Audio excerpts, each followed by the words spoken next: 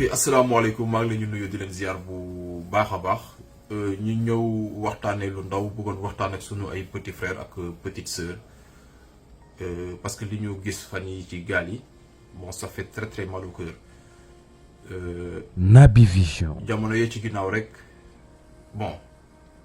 maa ngi amoon vidéo yu ma doon def di waxtaan ak sama ay petit frère et petite sœur parce que damay comprendre un peu parce que j'essaie tout le temps de me mettre à la place des autres. J'essaie de m'imaginer tout le temps qu'est-ce que ce jeune lan lay xalaat la moo war a nekk ci boppam comment il conçoit l'avenir parce que ñun suñu relation bon nous on ne se voyait pas vivre au Sénégal bon pour certains yoo xam ne bon amoon na lu ñu bañ wala ay bañkat la ñu woon non pas forcément par immigration économique wala uti loo lekk wala uti loo jox sa njaboot ñu lekk wala uti loo jox sa papa ak yaay ñu lekk. Bon, peut-être moi personnellement j'étais pas dans ce cas parce que bon limite alhamdoulilah j'ai vécu une enfant extrêmement heureusement je me voilà mënuma joxe sama bopp vraiment comme un exemple boo xam ne dama am trajectoire boo xëy na xiif moomu yóbbu wala jox pap wala yaay wala mag wala raq lu ñu lekk lu ñu naan parce que limite bon li sama waajur sax xëy na def ci man mënu guma sax def lu ceer bi ci sama ay propre doom mais par contre faut qu'on arrive à tout le temps se mettre à la place des autres jéem a xool qu'est-ce que ces jeunes y pensent parce que ñun suñu génération bon c'était sous Diouf Wade on percevait pas un avenir bu radieux en fait parce qu'on voyait tout ce qui se passait si ñi nga xam ne ils étaient intéressés peut-être par la chose politique ils se laissaient pas vivre parce que nous bon on se laissait pas vivre on observait di xool et on se dit tout de suite je ne me vois pas vivre dans ce pays donte su ma toogee sama kër dinaa lekk dinaa naan mais je me vois pas du tout vivre dans ce pays parce qu'il y avait pas d'espoir. Naby Vision. et fan yee ci ginnaaw j'avais fait benn vidéo bu ndaw parce que dafa am loo xam ne dafa ma interpellé woon parce que je voyais tout le temps cette jeunesse buy extasé wu si bon mariage yu jàmbur yi le baptême des autres les selfies ou bien les vidéos qu'on met sur la toile mooy ñi nga xam ne ce sont les enfants des dignitaires yu fi nekkoon yor keesu suñu xaalis après ma ne bon finalement cette jeunesse elle est réduite à une jeunesse spectatrice dañu ne ci réew mi limite lu nañu doyee pour di xool li nga xam ne ñii foowee suñu réew foowee suñu alal nuñ koy noosee et ñoom ñu nekk le relais de tout ce qui se passe nga xam ne c'est pas qu'ils le font parce que bon dañu bëgg lu sew wax ju sew wala dañoo bëgg wax ay détails non parce que la personne se projette si nit kooku loolu muy dund loolu mu koy wan soo xoolee ba ci biir en fait cette personne elle essaie de se projeter ci vie wu kooku di vivre une vie boo xam ne ça n'existe que dans sa tête parce que voilà mi ngi xool loo xam ne xëy na moom jot na ne lii du si mës a jot donc c'est pas pour rien que quand on voit des trucs comme ça qui se passent bon tout le monde en parle. Et je ne juge personne c'est normal pour moi parce que essayons de ku nekk ngay dugg sa bopp morom di xool sa morom lan la war a xalaat bref du ma épanché wu de trop dans ça parce que damay bañ mu gudd trop vidéo bi. Naby Vision. yaakaar amaat na y a de l'espoir après c'est très compliqué en fait vous comprendrez pourquoi mu compliqué pour moi parce que xam nga mënoo nekk bitim réew ba pare di woo def ay. di jox ay conseils ñoo xam ne xëy na ñoom bëgg nañu dem parce que man j'essaie tout le temps d'être entre les deux pour mën a expliquer loo xam ne xel mën na ko nangu parce que moi je me rappelle plus jeune excusez-moi dama xaw soj tuuti sama famille tante oncle cousin d'autres personnes que yu ngay xam daan nekk bitim réew daan ñëw Sénégal et à chaque fois ils nous disaient la même chose waaw mais voilà bitim réew dara newu fa toog leen fii ngeen ñafe ko fii bitim réew dara nekk ko fi et puis moi je me disais mais écoute cette personne elle vient il me dit bul dem bitim réew dara nekk fa et puis après la personne te dit man maa ngi ñibbi bon je leur disais sama tante bon ils ont rigolé mes oncles ils ont rigolé dama ndax mais tonton wala tata wala cousin wala je sais pas mais comme que dara newu fa mais bul ñibbi toogal fii comme que fii moo am dara bul dem si Europe am na dara Amérique am na dara feneen ak feneen am dara mais loolu ñoom dañ ko liggéey parce que lu tax nañ ko liggéey ils ont réussi à avoir les hommes qu'il faut à la place qu'il faut Sénégal avec toutes les ressources que nous avons actuellement te am nañu njort bu rafet tey ñi nga xam ne ñoom ñooy jiite Sénégal avec toutes les ressources que nous avons réforme yi nga xam ne ñu ngi koy bëgg a def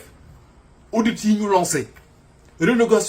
renégociation des contrats yi nga xam ne lancé nañ ko parce qu'il y a énormément d'argent au Sénégal boo xam ne ay nit ñoo jëloon benn groupuscule di ko foowee donc il y a encore de l'espoir. Naby Vision. On peut vivre comme les pays scandinaves en fait c'est possible c'est que benn instant dañu xalaatoon ne système bi du fi mos a jógee et on a prouvé que c'était possible fexe nañu ba jëlee fi tout un système boo xam ne mi ngi fi depuis plus de 60 ans donc c'est possible il y a de l'espoir. Je vous donne un exemple la Guinée équatoriale parce que bon c'est un ami camerounais qui m'a raconté ça mu ne ma moom fàttewul parce que Cameroun ak Guinée équatoriale dañu frontière il me disait moom fu mu dëkkoon au Cameroun en fait waa Guinée équatoriale dinaan jël ay gaal tout le temps de traverser le soir pour ñëw mën a foosi au Cameroun naan seen ay bière dem dans une boîte parce que y avait de l'électricité au Cameroun te pourtant Cameroun ñëpp xam nañu ndool bu mu kii mais c'est vous dire écart bi amoon entre la Guinée équatoriale et les autres pays africains mooy dañu walaa kawa noonu trop tot pour ñu gis lumière wala ñoo gis un dancing wala déglu musique il fallait que ñu jël ay gaal de traverser ndox bi pour ñëw au Cameroun passer fu la soirée et le lendemain ils rentrent chez eux mu ne ma mais bu fee seen président bi ñëw ñu am seen pétrole ñu jël ko ne pétrole bii de génn Guinée équatoriale ça sera pour les équato-guinéens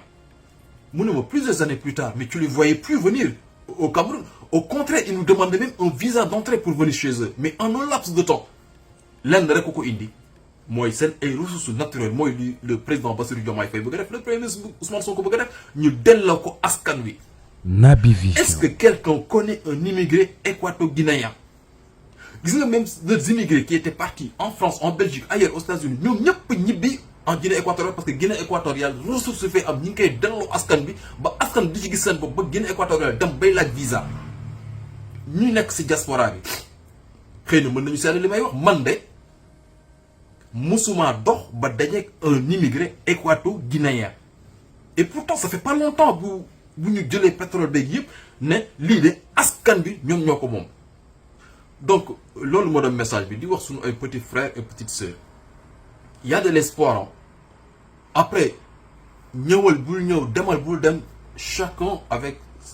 li ngay xalaat li nga bëgg sa àdduna mais je sais juste une chose que c'est compliqué en fait de prendre la mer c'est très très compliqué rien que 5 heures d'avion c'est très très dur éprouvant 5 heures d'avion donc sunu rakk yi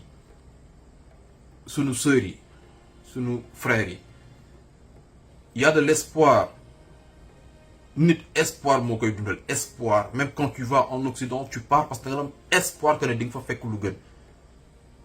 espoir moo lay yóbbu fu nekk nit espoir moo c'est l'espoir qui fait vivre en fait et espoir boobu tey amat na Sénégal yàlla na yàlla gën a jàppale cette jeunesse parce que cette jeunesse elle est brave. Naby Vision. Elle a du mérite et elle a réussi quelque chose boo xam ne mais c'est inédit mais le fait ñu réussir lu inédit loolu mën nañu réussir leneen lu gën a inédit mooy quoi mooy le développement du mais c'est man gëwuma ay non ñun on est voilà ñun yàlla daf ñu sàkk pour ñu torox tort loolu gëwuma ko parce que du der bu ñuul moo torox Sénégal dafa am nit yoo xam ne ñoo ñu toroxal parce que der bu ñuul su doon torox Michael Jordan doo am ay milliards Jay-Z du yor ay milliards keneen ak keneen du ñu yor ay milliards donc c'est pas la peau qui est maudite juste on avait des dirigeants qui nous ont mis dans cette situation et cette situation elle a changé donc loolu moo doon message bi di leen gën a ñaax demal bul dem ñëwal bul ñëw kooku chacun ak ñi nga gisee sa àdduna mais man lenn laa mën a wax parce que je suis très mal placé pour wax ko parce que mënoo nekk bitim réew naan leen bu leen ñëw fii dara amu fi si am na dara mais parce que su ma la nee dara amu fi et que tu regardes ce que les gens ils te montrent des immigrés ou bien même à la télé mais tu te dis mais ñi dañu la au contraire sax da nga naan mais kii dafa bëggul ma ñëw bàyyi ma dem am na dara mais c'est pour eux peut-être wala peut-être ñoom dañu ko daan bàyyee di ko bokkatuñu ko ak nit ñi mais si tu dis à un jeune man tey su ma leen ne woon toog leen foofu bu leen ñëw toog leen mais vous allez vous dire mais waa ji moom lu muy wax nii moom qu'est-ce qu'il fait là-bas pourquoi il rentre pas dans ce cas. Naby Vision. Pourquoi il rentre pas dans ce cas mais je peux pas dire ça la seule chose que je peux dire mooy nañu fexe ba lii nga xam ne tey yàlla may nañu ko mooy le changement du système mais yéen or bi Macky Sall yóbbu rek 2570 kilogrammes d'or mais loolu rek suñ ko bàyyi woon Sénégal ak pétrole bi ak or bi ak diamant bi ak zircon bi ak fer bi ak ciment bi mais tout ça suñ ko dajalee mais vous pensez qu'on va pas vivre comme les pays scandinaves? C'est possible en fait man côté boobu rek lay waxee. Donc ñu ngi tuub bu baax gars yi di jégalu en espérant que bon ce message dinañu xam parce que foog nga am lecture pour mën a comprendre li may wax. Naby Vision. foog nga am assez de recul pour mën a comprendre li may wax parce que bugguma ñëw def comme tout le monde bu leen ñëw toog leen parce que y a rien bon si y a quelque chose quand même on peut pas dire qu'il y a rien